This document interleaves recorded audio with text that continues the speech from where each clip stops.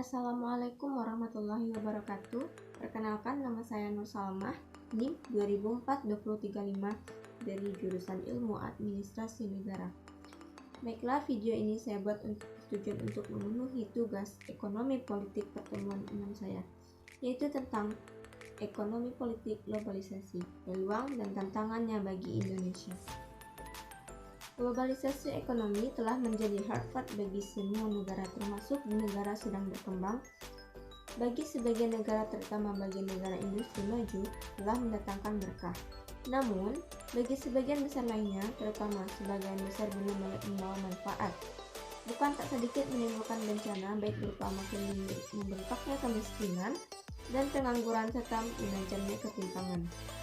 Semenjak kebuntuan komunisme dan berakhirnya periode perang di dekade 80-an, praktis secara politik dunia memasuki periode Pax Americana, yakni semua negara mau tidak mau harus melakukan political adjustment terhadap kekuatan politik dan militer Amerika Serikat beserta sekutu-sekutunya.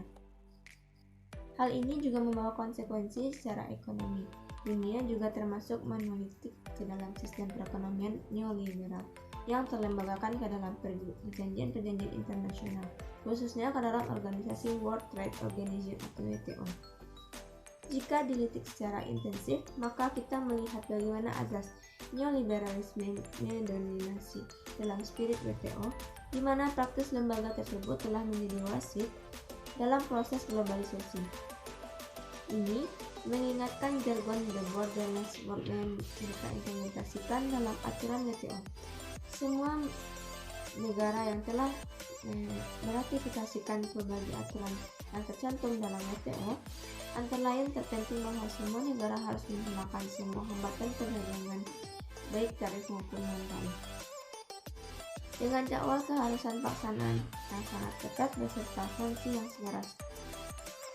Dengan begitu, berarti semua negara nantinya tanpa terkecuali harus siap bersaing secara bebas dan dalam perdagangan internasional.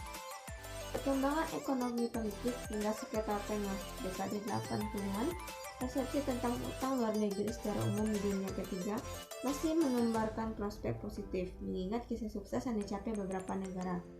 Antara lain sejak suksesnya fantastis negara non-barat yang dipertontonkan Jepang, disusul 4 negara industri baru yaitu Korea Selatan, Taiwan, Singapura, dan Hong Kong. Itu semua merupakan situasi umum sebelum krisis Asia dan globalisasi yang semakin real sejak awal tahun 90-an. Artinya, terdapat 3 kategori negara-negara dunia non-barat dalam memanfaatkan hutang luar negeri.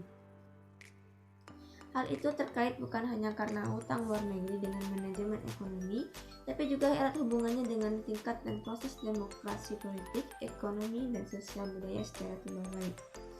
Di tahun 1950, volume perdagangan dunia telah meningkat 20 kali lipat. Globalisasi juga sering disebut sebagai proses standarisasi internasional, yakni bergerak menuju gaya dan pola tunggal, dan cenderung menghilangkan budaya tradisional dan mematikan UMKM lokal. Contohnya, perusahaan-perusahaan raksasa seperti Microsoft yang mengontrol sistem operasi lebih dari 90% personal komputer PC yang dijual di pasar dunia saat ini. Monopoli yang berkembang dalam perdagangan gandum, industri energi, dan banyak sektor lainnya.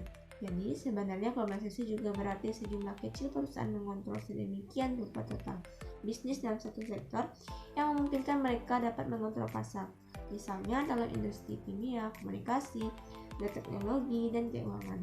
Oleh karena itu, banyak yang mengatakan bahwa globalisasi itu adalah fenomena yang sangat menjanjikan.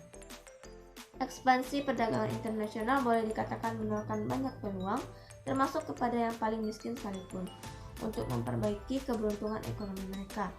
Tetapi globalisasi juga bisa berdampak tak nyaman.